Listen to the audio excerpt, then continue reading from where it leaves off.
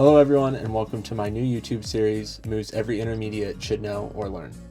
For episode 1 and today's focus, we have thread the needle.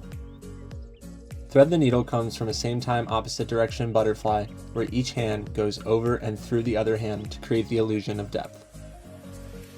From a side vantage point, it should be easier to see how the mechanics of the move create that depth. With a punching-like motion, each hand rotates from front to back.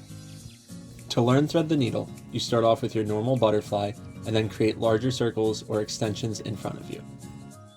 As you make these circles larger, note which one of your hands is crossing over top of the other one. For me, that's my left hand or the hand without a bracelet on it.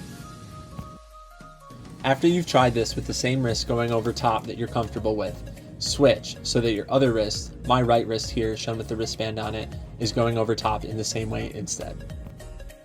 Once we're comfortable with either wrist going on top of the other one, rotate so that each wrist is going on top of the other one every other rotation. Once we get used to alternating each beat, what we do is make our hand path for each extension a little bit smaller each time until eventually we're left down to the original size of the butterfly that we started with.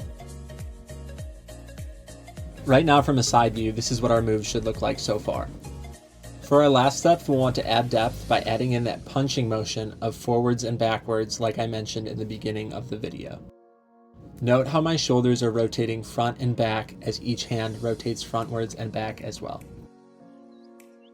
Once we've added that depth, this is what our final result should look like of thread the needle. Let's also take a look at the steps for learning the reverse direction variation. Just like in the first variation, it starts off in butterfly and then goes into larger extensions in front of you. This time, instead of rotating your hand above the other hand, we'll be rotating it underneath the other hand in the extension.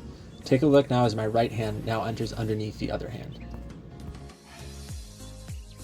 Once we're comfortable with each hand crossing under the other each rotation, we make our circles smaller and smaller until we're back down to the size of a butterfly.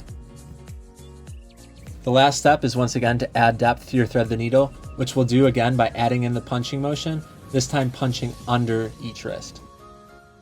That concludes today's episode of Moves Every Intermediate Should Know or Learn.